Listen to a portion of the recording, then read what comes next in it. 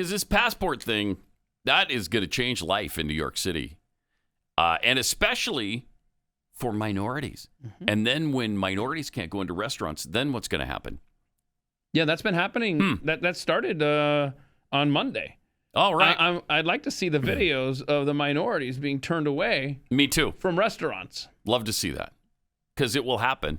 Mm-hmm. And when it does, is that a racial discrimination situation? Huh. I wonder if that's really what's going on rather than a mask mandate situation. Pat. Or a vaccine mandate. The vaccine passport, your key to the city, as de Blasio said, that is just a tool of the white supremacy. Oh, there patriarchy you go. that's taken over. Supremacist right? patriarchy. There it is. Yes. That's what's happening. Yes, because thank they saw, okay, which group is the ones not getting the vaccine? Oh, it's minorities. You know what we should do? That's what they did. They figured out this way to make it seem like we should honestly stick to that theory because that's what they would do. What's the phrase we're going to use now? The white supremacist patriarchy. Passport? Wait, maybe that's too wordy. How about the white supremacist passport? Okay, it's fine by me. Oh, you mean like the white supremacist vaccine passport? That's keeping minorities out of restaurants and clubs? Yeah, I heard about that. Yeah. That's weird.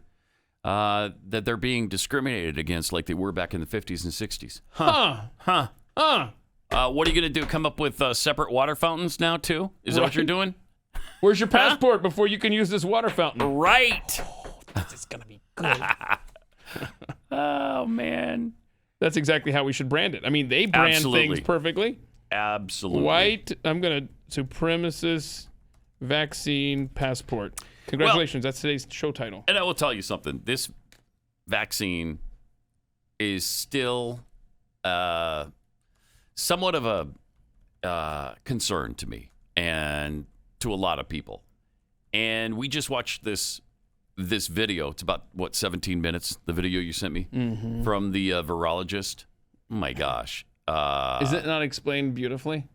Yeah. And really clearly, we should pin that to the Twitter page. Okay, we'll do that.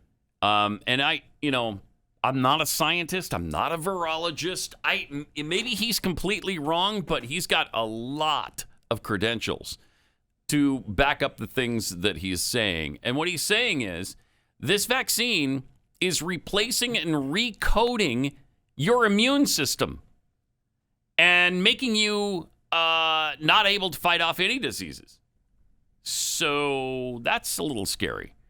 What this vaccine does is just specifically target a certain form of the coronavirus. Now, your immune system is non-specific, but the virus is specific.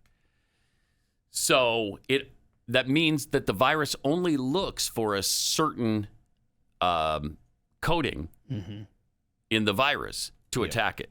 And if it doesn't find that, it won't attack it. And that's why the Delta the Delta variant is getting through and infecting people who are even vaccinated because it doesn't fight off the Delta variant. It's not looking for that. It's not looking for it.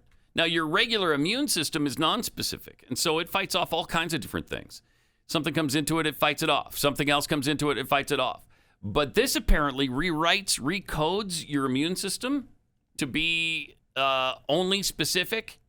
And so it's only looking for that specific thing. It's a mess what's happening. I mean, it sounded pretty logical. Yeah, you decide, Yeah. You look at it, we'll tweet check it out, see what you think. I'd love to do is get that guy on with somebody who, like an Anthony Fauci or somebody to explain the other side of it. Let's hear both sides, and then we'll decide. Fauci, for years and years and years, regardless of the topic, has refused to debate. Really? Oh, yeah. Yeah, this is the thing for him. He doesn't do debates. He doesn't defend his positions. He's a little tyrant who gets carte blanche rule over us to make decisions for administrations, and ta-da, that's it. But wait, that doesn't work. You've never been right. It's like having a weatherman who never gets the forecast right becomes the chief meteorologist for the nation. It's very much like that. What's the guy's name? The virologist? Do you remember? I don't know. It's Geert.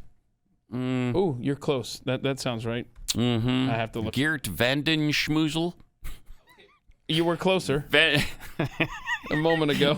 I know Geert is right, but Vanden Schmoozle may not be exact. No, I mean you were right there. It's Geert Vanden Bosch. Ah! Vanden Schmoozle was so pretty close. I'm actually proud of you.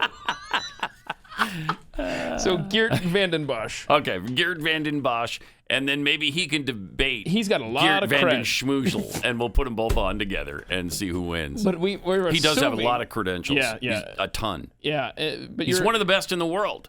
But you're assuming that Vander Schmoozle is going to be on the opposite side. By the way, this guy who is saying this, like, hey, the vaccine, bad news, man, stay away, bad news. He actually was the senior program officer for a group with Bill Gates. I mean, that's right. He is pro-vaccine. He's a huge vaccine guy. Loves vaccine. He's never been anti-vaccine in He's his saying career. this vaccine is bad news. Right, the mRNA. So I'd love to have a And debate. so did the guy between who the two of invented them. the mRNA. If you've got Right. this guy who is Mr. Vaccine saying, don't use this true. one, if you've got the guy who developed the mRNA technology saying, they're not using it right, why would you do this? This society is mad. Sure is.